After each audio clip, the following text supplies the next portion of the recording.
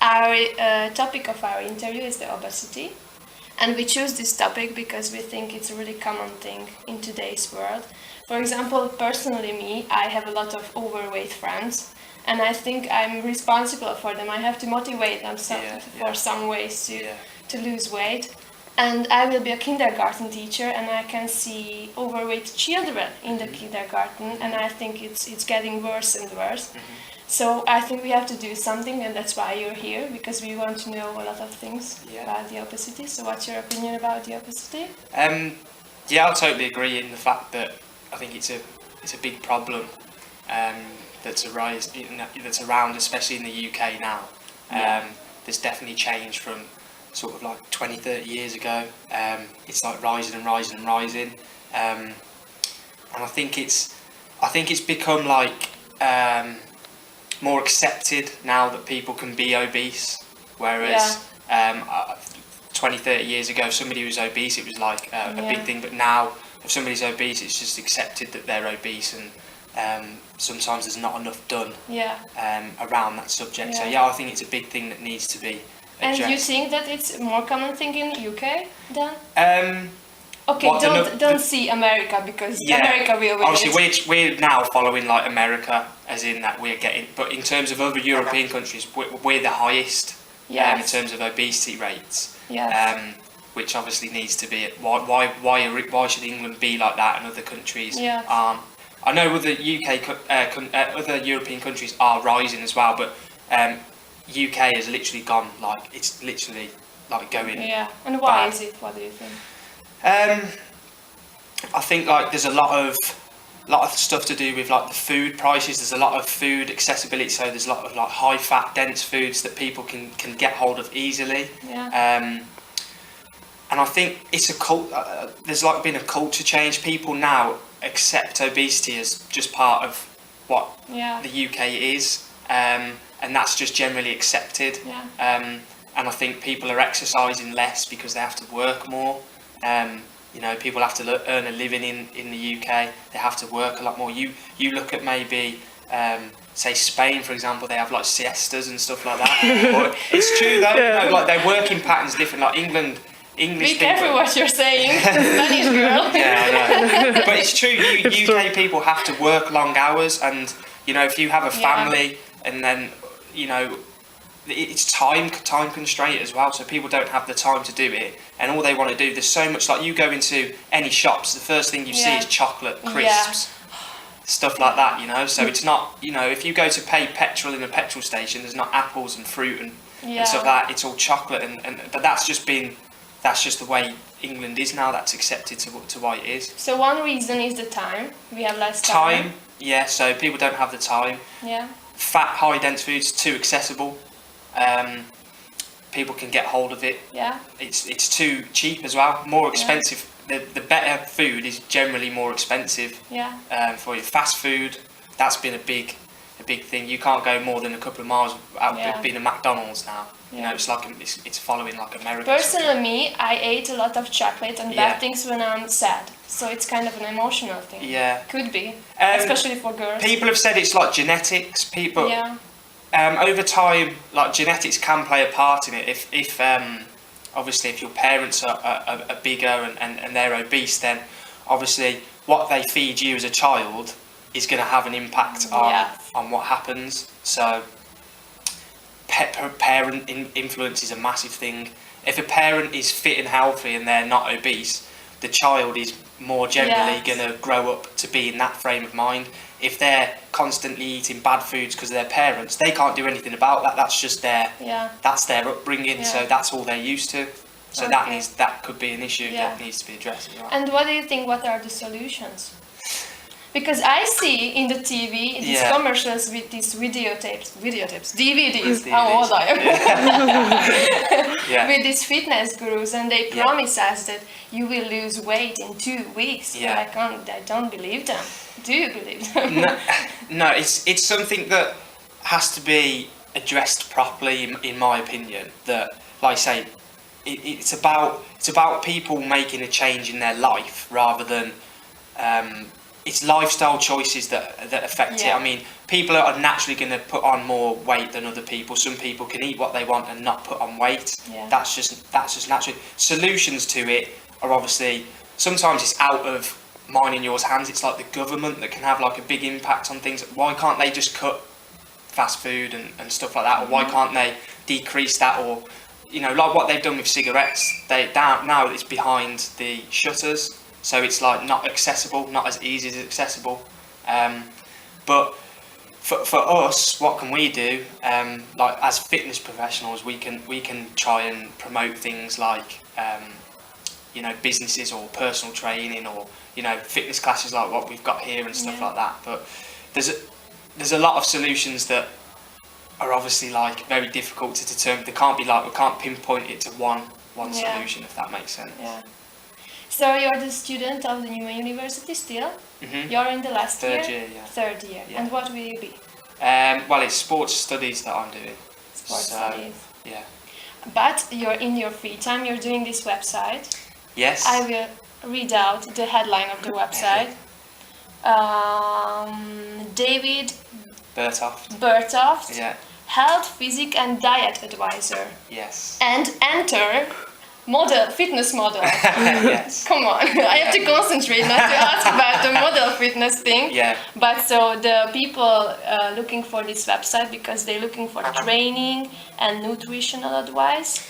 Yeah, basically I set that up. I've always been quite active and I've always looked out after myself physically. And obviously over the last 6 months I've got into like fitness modelling and stuff like that. I've been asked to do that.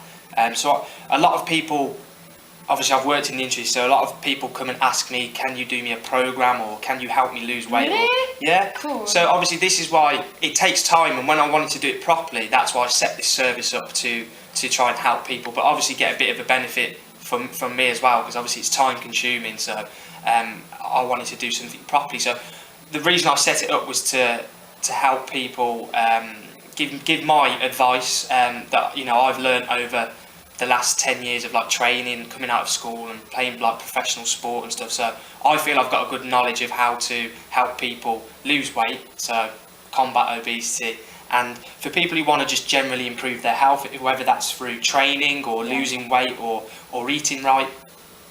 I state on my website that I'm not a nutritionist, but I do have good knowledge of what you need to eat in terms of, at the end of the day, if I'm in shape, I'm obviously eating something right. I'm obviously training properly to get myself in shape, if you know what I mean. So if I can do it, what I'm doing for myself might not always relate to everybody else, but it's the same principles. What foods you eat and how you train and how you lead your life all helps to obviously get in better shape or lose weight, for example. So that's why I set that up. So people can come and get advice from me on training tips if they want to lose weight. So it doesn't matter if you're male, female, big, small or whatever. You know, I'll give you if I don't feel I can help you in that area, then I would be honest and say, look, I think you should go and get more detailed advice from like a nutritionist or something like that. But I can give you my advice that I've got, so people, if they want that, then I'm there to provide it. So that's why I set it up anyway. It's pretty amazing. At your age, come on.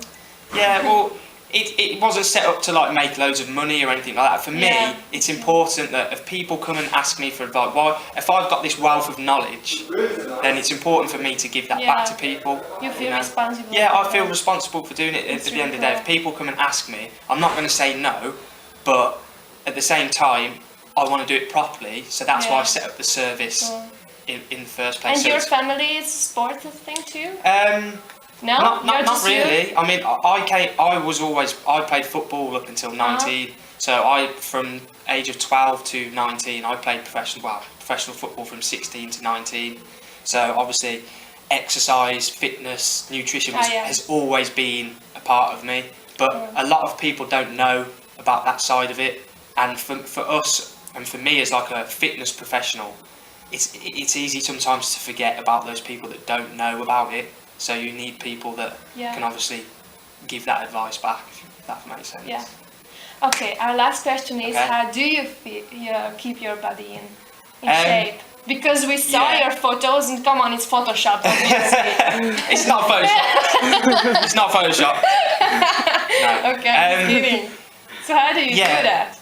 Obviously, a lot of it is consistency. So you can't I train throughout the year. So obviously, I keep on top of my training. So I'm very strict with how I train. So it's not like I'll train for 3 weeks, then stop. Yeah. Have 3 weeks off, then train again. It's a constant thing but I've embedded it in my lifestyle. So I've made it part of my life. And you feel much better. I feel much better, and obviously the nutritional aspect, so what you eat is more important than how you train. People can be in shape and healthy from just eating correct, but the most important thing is making it in your lifestyle. So you embed it in what you do. Make it an essential. If you're that interested in being in shape, then you'll do it. You'll find a way to do it. People who say, "Oh, I haven't got time," you do have time. If you want to do it, you will have time. People say, "Oh, they don't have time," but they'll go home and watch Coronation Street on the telly. I'll go to the gym. I'll work out. I'll eat properly. That's why But it's people. That's what I mean. People have a choice. Yeah. And the culture now is people don't think that they have a choice, but they do have a choice. It's up to them how they do it. So the sentence "I can't lose weight," it's not exist. Of course, it's not. Yeah. If they want to do it, they can do it. Everything is here. Everything is up here. Obviously, for some people, it's easier than. It's not just as simple as saying, "Right, go and lose weight." I understand that. There's a lot of people do not have the time and things like that. But it's embedding it into your lifestyle that's the most important thing. Once you get into that habit of going to the gym, eating right,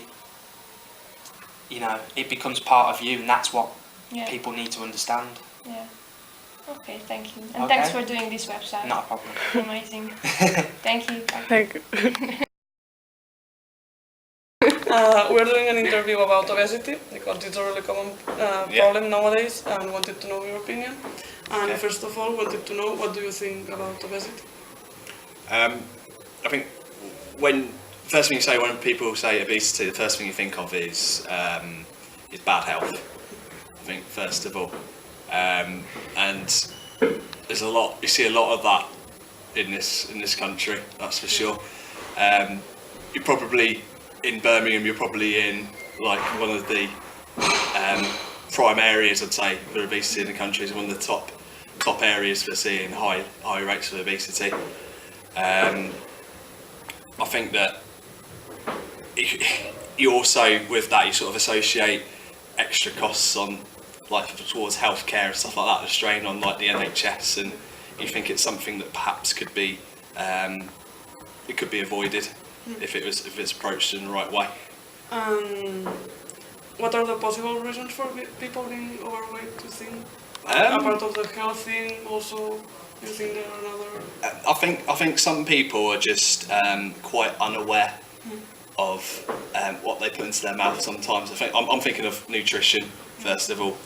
So people perhaps don't have great diets, and when they pick up food and they put it in their mouth, they're not totally aware of how many calories they're putting in their mouth. And sometimes, I don't know, there's other reasons as well you could go into. I think you could think of people are under a lot of strain these days in terms of how much they can fit into their days. People live a busy lifestyle, so you tend to pick up the most convenient food source. So for you, that would be that chocolate bar lying down over there, or it would be something that's quick and easy to make, something you can stick in the microwave that's been frozen foods, and those foods tend to be the foods that are high in calories. So I think you do get people reaching out to taking up those options instead, really, to be honest. Do you think that the possibility of having fast food near people, it's one of the reasons that, as you said, in England people tend to have more obesity than in the rest of Europe? Well, yeah, again, Birmingham, prime example. If you go down the road in heavily populated areas, you've got loads of takeaway restaurants on each corner down most high streets, and because they're so accessible, that makes it easier for people to go there and start eating the food.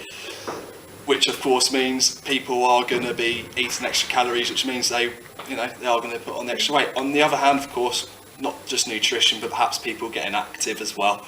Not everyone perhaps has the right habits going out and getting active. Again, is that down to people's time constraints? They can't go out and and exercise because they're so busy in their daily lives, or is it just down to the fact that people need help, they need assistance, need someone to support them, come in and say this is how it's done, this is what you need to do.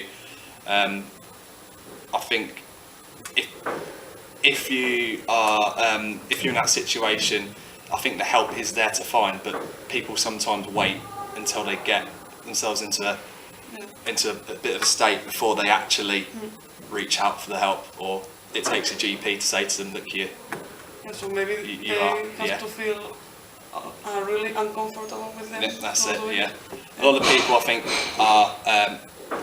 aren't proactive, so they don't go out and they do things before they get to that problem. So they don't. That might be So be maybe an we issue should as do well. something to warn them before there's the problem. Yeah, Yeah. absolutely. Yeah. And apart of that, what do you think are the possible solutions to avoid this?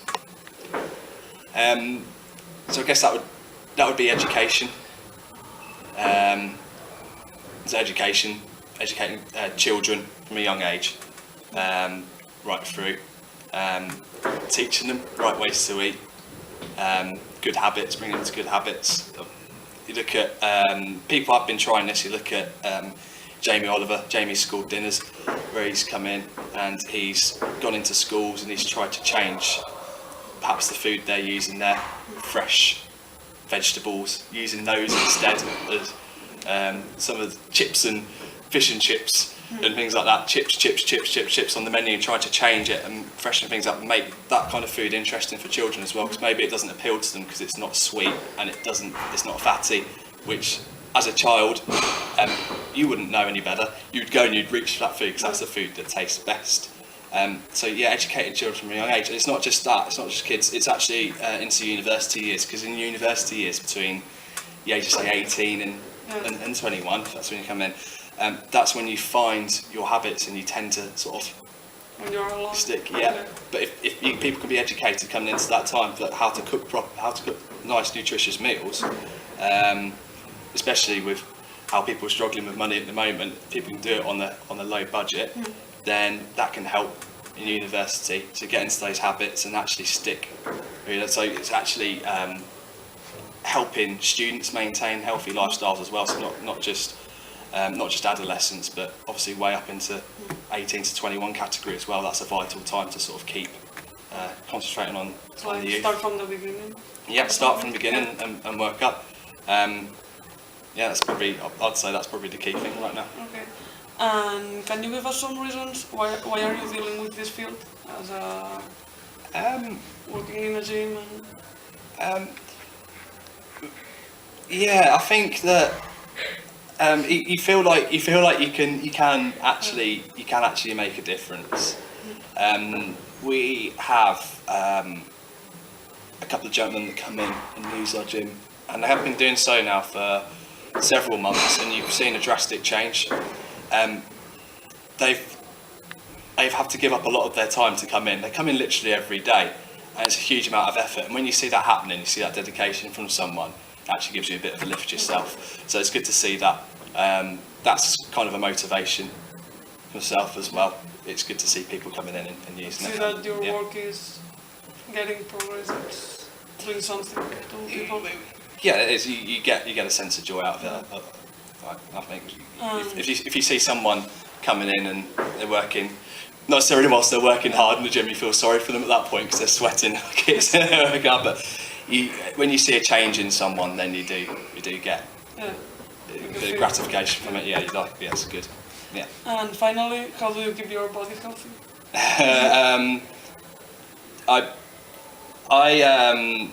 Time management, I'd say at the moment. It's not easy to say. I alluded to that before when I was talking about people struggling with really busy days and finding a way into their days, and it's very difficult not to just reach for snacks and treats that are within easy reach. If you go downstairs and you go into our refreshment area, you look in the machines there, it's full of chocolate bars, it's full of sugary drinks, and it is quite difficult. It takes a lot of it takes an iron will to sit at that desk and not go around that corner and make things. So it's still time management and actually fitting healthy eating plan into the day, eating regularly, I'd say is key. People think if you eat regularly, then you're actually going to put on an enormous amount of weight. But when you say eat regularly, I say eat small meals regularly, several small meals a day. It's not just 3, because we've got a habit in this country of just having breakfast, lunch, dinner, huge meals, and then perhaps people won't have meals in between that, but they'll have like little bits of sweets here and there. But the best approach is just 4 or 5 small meals, so top up your So you don't energy keep all levels. the day eating. That's it. So I think that's really important. Not a lot of people realise that. When you say to people, "I eat 4 or 5 small meals a day," they think, "Oh, 4 or 5 meals a day." They think, "Oh, you're going to be." And I don't understand. You've got to keep To maintain eating it. low amounts. Yeah, That's all. that's it. And I mean, well, that's not just ends. It's not just that. Obviously, it's exercise as well, and it's getting into a habit, which, as I say, takes quite a bit of determination. I think motivation to stick to like an actual plan. But when you get results, that's what keeps you there as well. So yeah, I'd say that's that. Yeah. Thank you so much. Yeah, not for a your problem at all. attention. That's okay.